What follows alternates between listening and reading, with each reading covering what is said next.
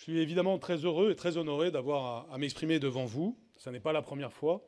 Chaque fois que vous m'invitez, je réponds avec grand plaisir, parce que j'ai tout simplement du bonheur à m'exprimer devant les départements de France. Avant de venir ici, j'étais dans une commune rurale du Cher, qui s'appelle Sancoins. Très belle commune, typique des difficultés du monde rural de la France d'aujourd'hui. Dans une très belle école, en réseau d'éducation prioritaire, parce qu'on peut être et du monde rural et en réseau d'éducation prioritaire, avec des classes de CP et de CE1 dédoublées, de nouveaux dispositifs pour la réussite des élèves, agissant sur la dimension éducative, mais aussi sur la dimension sociale. Et j'ai vu tout simplement des élèves qui progressaient et des professeurs qui nous disaient à quel point ces progrès étaient supérieurs à ce qui existait avant les années de ces politiques publiques. J'ai vu une France en difficulté, et j'ai vu aussi une France optimiste. J'ai vu des acteurs unis, des élus notamment, mais des fonctionnaires aussi, et bien entendu des familles qui étaient heureuses de ces politiques et qui voyaient qu'on pouvait progresser ensemble. Et c'est dans cet état d'esprit que je suis venu, c'est-à-dire un esprit d'unité, parce que dans mon esprit, il n'y a pas les communes, les départements, les régions, l'État, il y a tout simplement la France, cette France dont nous sommes redevables vis-à-vis de nos concitoyens, puisque nous avons des responsabilités publiques. Et dans des moments comme celui-ci, c'est-à-dire aujourd'hui, mais aussi le moment historique dans lequel nous sommes, il est très important d'être dans cet esprit d'union. Et c'est de cette union et de notre pays que je voudrais vous parler, sans pour autant me dérober par rapport aux questions très concrètes qui ont été posées. Mais ce n'est pas parce qu'on a une vision globale complète de notre pays que pour autant on n'en a pas une vision concrète sur ces problèmes du quotidien. Je crois même que c'est parce que l'on a cette vision partagée qu'on peut résoudre les problèmes concrets. Et je voudrais d'abord vous dire, comme je vous l'avais dit quand j'étais déjà venu, et comme je le disais avant d'être ministre, à quel point je considère le département comme une structure extrêmement importante. Et je ne dis pas ça pour faire plaisir à vous toutes et vous tous qui êtes là. J'entends bien que ce sont forcément des paroles agréables. D'abord parce que je le pense profondément, que j'ai même écrit sur ce point lorsque je faisais du droit constitutionnel. Je le dis aussi tout simplement parce que je crois que le département est une structure fondamentale de la France. Pour des raisons historiques évidentes. Le département, chacun le sait, est fils de la Révolution française.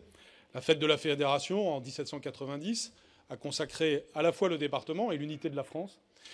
Et nous savons que le département a été conçu initialement dans cet esprit des Lumières qui supposait une vision rationnelle du territoire, tout en tenant compte de son histoire, de ses caractéristiques. Et donc c'était le mariage entre l'histoire de France et la rationalité universelle. Et cet héritage des Lumières, il est absolument fondamental. Et je suis bien d'accord avec vous, je suis vraiment bien d'accord avec vous, nous en avons besoin. Le département, c'est en effet une échelle humaine, une échelle, vous l'avez dit, cher François Sauvadet, qui permet de réunir à la fois le monde rural et le monde urbain, et une échelle qui est au plus près du territoire. C'est vrai lorsque l'on considère l'action des conseils départementaux, c'est vrai aussi lorsque l'on considère l'action de l'État à l'échelle départementale. Et en tant que ministre de l'Éducation nationale, j'ai veillé depuis que je suis arrivé à redonner du pouvoir à cet échelon départemental pour ce qui concerne les services déconcentrés de l'État. Je crois beaucoup aux inspecteurs d'académie, pour le dire ainsi, et à leur administration. Nous avons à la remuscler.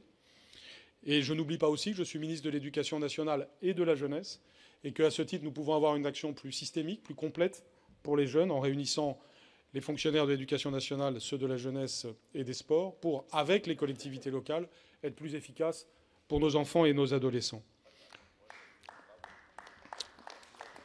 Et c'est un exemple, parmi bien d'autres, de ce que l'on peut trouver de la pertinence de l'échelle départementale. Je suis donc totalement convaincu de l'échelle départementale, et je n'ignore pas que parfois tenir un discours favorable au département, en dehors d'ici, dans toutes sortes d'enceintes, peut apparaître comme un discours du passé. Il y aurait une modernité de certains échelons du territoire, et puis il y aurait un archaïsme d'autres échelons du territoire. Et ce que j'observe, c'est que ceux qui considèrent le département comme archaïque sont les mêmes qui considèrent l'État comme archaïque. Parce qu'il y a une fraternité, que j'ai rappelée, qui remonte au moins à la fête de la Fédération, entre cet échelon étatique fondamental et l'échelon départemental. Et on ne doit jamais opposer les différents échelons, parce qu'on a besoin de la commune, on a besoin du département, on a besoin de la région, on a besoin de l'État, on a besoin de l'Europe. Et ce n'est pas un millefeuille lorsque l'on additionne ces éléments, je ne le crois pas, Je pense qu'au contraire, c'est par la coopération entre ces échelons que l'on peut y arriver. C'est pourquoi, et j'y reviendrai tout à l'heure, je pense que notre philosophie en matière de décentralisation et de déconcentration, mais Jacqueline Gourault le dira avec plus d'éloquence et plus de précision que moi, je crois que c'est cette articulation qui représente la décentralisation moderne et la déconcentration moderne, et qu'il y a beaucoup d'objets à la fois de coopération et d'unité entre nous. Et je pense que plusieurs des problèmes que vous avez mentionnés, je reviendrai sur certains d'entre eux, sont des problèmes qui peuvent trouver des solutions par cette vision moderne de la décentralisation et de la déconcentration. Les Français sont viscéralement attachés à leur département. Les écoliers de France ont encore vocation à apprendre leur existence et à les connaître. Et les Français, évidemment, veulent que nous ayons cet esprit d'unité.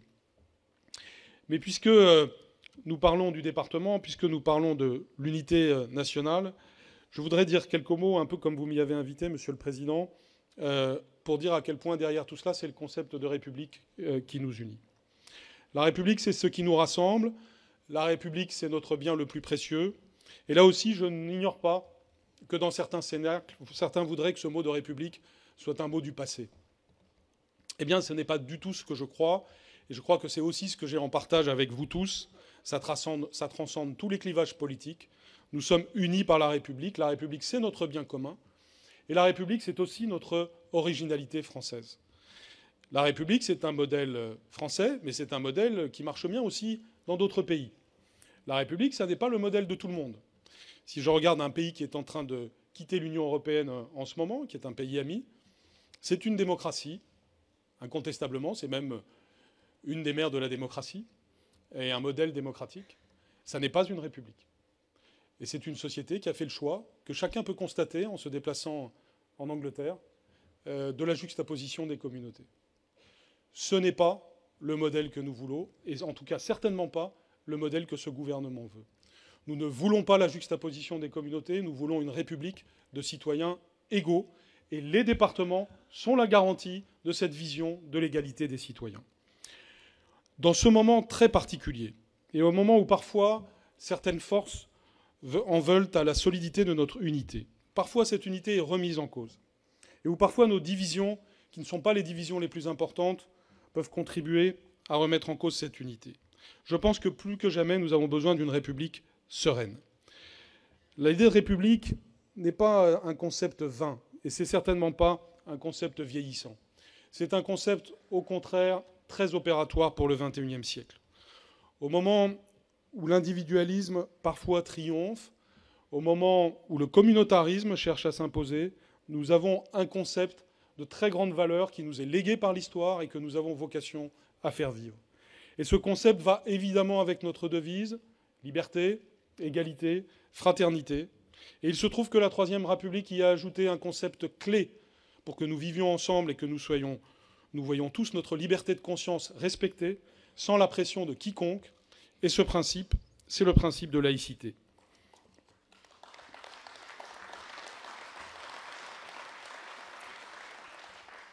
Ce principe de laïcité, il a plus d'importance que jamais.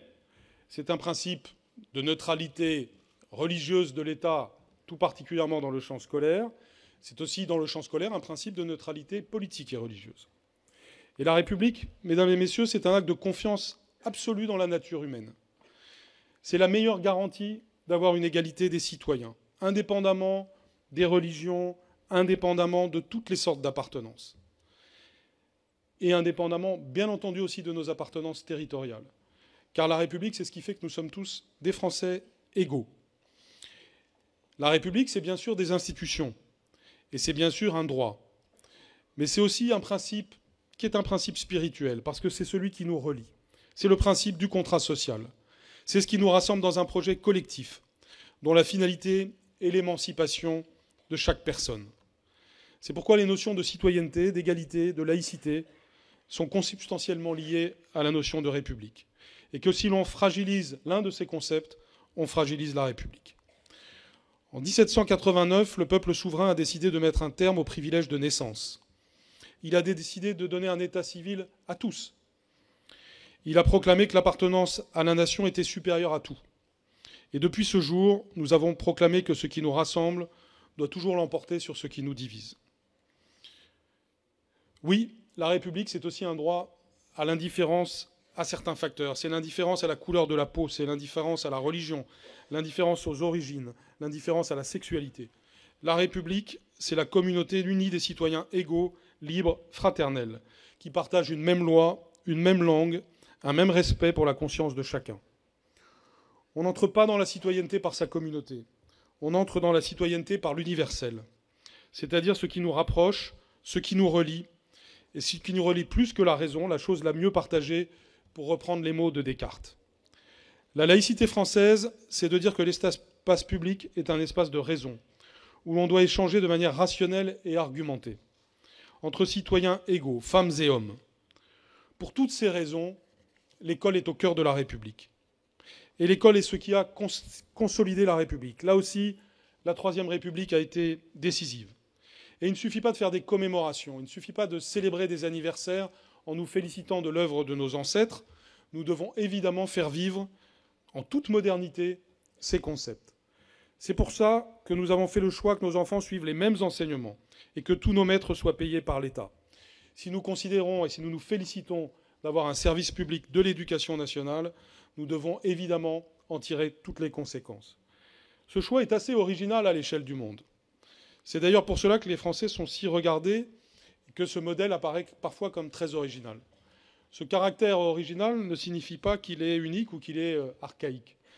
Parce que je connais bien des pays qui s'inspirent de ce que nous faisons. Et je connais aussi des pays qui aujourd'hui regardent certaines réformes françaises et ont envie de faire les mêmes. Nous devons être fiers de cela. Nous ne devons pas avoir l'impression d'être arc-boutés sur un modèle du passé, mais au contraire d'avoir les outils pour le monde de demain.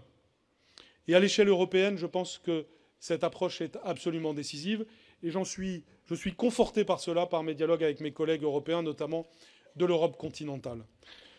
Je pense par exemple à mes collègues allemands, avec qui j'ai parlé évidemment des questions de laïcité. Et croyez-moi bien, le sujet de la laïcité n'est pas vu comme un problème français, c'est vu au contraire comme un atout français pour certaines questions de société.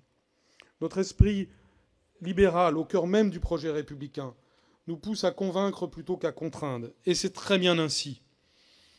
Notre République est parfois confrontée à de nombreux défis. Il n'y en a pas qu'un seul. J'ai parlé de l'individualisme. Il y a l'instrumentalisation des passions et du ressentiment. Il y a l'expression de la pensée qui est malmenée par une langue qui n'est pas assez maîtrisée. Et on voit bien le rôle de l'éducation lorsque le manque de logique oblitère le débat public, le cynisme, l'avidité, la haine grégaire que l'on voit parfois sur les réseaux sociaux, le fondamentalisme religieux, la haine de soi, qui existe aussi parfois dans notre pays et qui nous rend complices de certains de nos adversaires, la violence parfois entre les citoyens. Tout ceci sont des maux de notre époque. Et ils ont une réponse. Et cette réponse tient en un mot, et c'est le mot de République. Et encore une fois, c'est ceci qui nous unit. C'est par l'école qu'on peut d'abord construire une société sereine, apaisée, fraternelle, en un mot, une société républicaine, une société qui soit une société de confiance, où chacun se respecte, où chacun a le droit de défendre ses idées, où chacun a sa place parce qu'il a l'essentiel des connaissances et des valeurs, où chacun éprouve le sentiment le plus élevé qui soit, qui est la gratitude à l'égard de l'école de la République, parce qu'elle déjoue les fatalités de la naissance. Mesdames et messieurs, vous n'êtes pas simplement des maîtres d'ouvrage de bâtiments qu'on appelle collèges. Vous n'êtes pas simplement des personnes qui engagent des dépenses pour offrir aux élèves des locaux pour étudier ou des personnels pour que la vie scolaire soit meilleure. Vous êtes, avec vos compétences et au-delà de vos compétences, des bâtisseurs de République. Chaque moyen dépensé contribue à l'œuvre collective. Et cette œuvre collective, nous la partageons. C'est pour ça que nous sommes d'abord et avant tout en situation de coopération. Et cet état d'esprit permet de répondre aux problèmes concrets que vous avez soulevés. Je ne crois pas, pour ma part, qu'une nouvelle étape de décentralisation puisse se traduire par une sorte de prolongation des courbes des décentralisations précédentes. Nous avons, au cours des décentralisations précédentes, réussi des dévolutions de compétences qui, pour la plupart, sont des dévolutions réussies, même s'il y a certainement des ajustements nécessaires. Et c'est évidemment Jacqueline Gouraud qui a la science de ces choses. Mais nous avons à avoir une vision de la décentralisation nouvelle, articulée à notre vision de la déconcentration, qui accentue les coopérations entre l'État et les départements. Et pour ma part, dans mon domaine, j'y suis tout à fait prêt. C'est vrai pour beaucoup de sujets, certains que vous avez évoqués, d'autres non. Je prends plusieurs exemples. Le sujet de l'environnement. La question de l'environnement est évidemment désormais centrale dans nos sociétés. Vous le savez, l'éducation nationale en a fait la priorité de la rentrée 2019. Ça signifie qu'au moment où je vous parle, 250 000 éco-délégués ont été élus dans les collèges et lycées de France, c'est-à-dire de jeunes élèves qui se responsabilisent sur les enjeux de l'environnement. Des élèves qui vont faire des propositions pour l'évolution de leur environnement. Par exemple, nettoyer autour des établissements, créer des potagers, créer des ruches, autant de choses que vous faites déjà par des initiatives extrêmement intéressantes. Dans le cadre de Label, cette action pour l'environnement, elle va se développer. Vous avez aussi des initiatives, notamment on voit se multiplier les circuits courts pour les cantines. On voit des souhaits que vous avez exprimés, Monsieur le Président Buchereau, sur ce type de sujet. Eh bien, j'entends votre frustration quand vous considérez que notre administration n'est pas assez fluide pour la mise en œuvre de cela.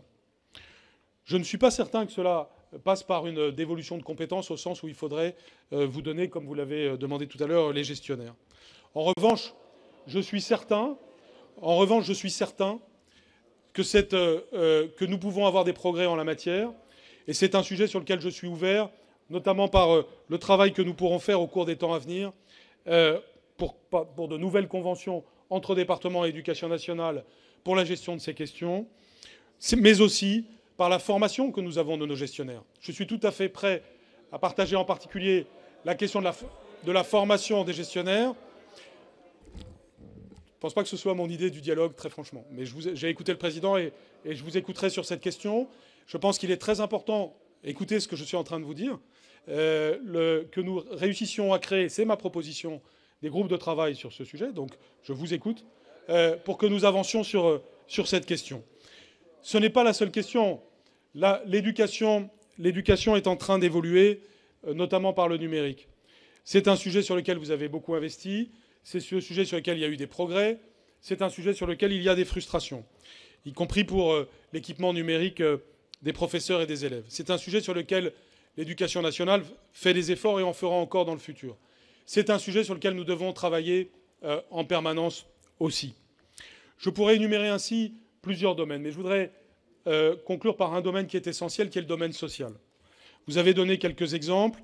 N'oublions pas les progrès qui ont été faits depuis une vingtaine d'années grâce à vos compétences sociales et à la complémentarité de nos actions. Je pense à la scolarisation des élèves handicapés, pour lequel il y a eu de grands progrès depuis notamment les années 2000 et l'impulsion de Jacques Chirac, mais pour lequel, nous le savons bien, il y avait encore des progrès à faire et il y en a encore. Aujourd'hui, la coopération, en cette rentrée, la coopération s'est renforcée entre les départements et l'État. Nous avons aussi créé ce que nous appelons les pôles inclusifs d'accompagnement localisés, qui permettent d'avoir une vision depuis l'établissement de l'affectation des moyens que l'État met sur cette question. Nous avons, alors qu'il y a 2 ans, il y avait encore uniquement des contrats aidés, pratiquement que des contrats aidés pour l'accompagnement scolaire, nous avons désormais des contrats beaucoup plus solides, de 3 ans, renouvelables, pouvant déboucher sur un CDI. C'est une révolution en matière de ressources humaines. Et c'est d'autant plus une révolution que nous créons plus de contrats. Nous avons autour de 80 000 personnes aujourd'hui qui sont des accompagnants des élèves handicapés. Et à qui, vis-à-vis de qui le message actuel est « oui, vous avez un avenir dans l'éducation nationale et vous aurez une véritable carrière et une véritable formation ». C'est évidemment un changement considérable. Et ce changement, il se fait avec vous. Et c'est un bon exemple de progrès social qui est en train de s'accomplir entre les départements et l'État pour un service public de l'école inclusive. C'est donc quelque chose qui doit nous montrer le chemin sur nos progrès sociaux du futur, car nous avons à agir sur les facteurs extrascolaires de la réussite scolaire.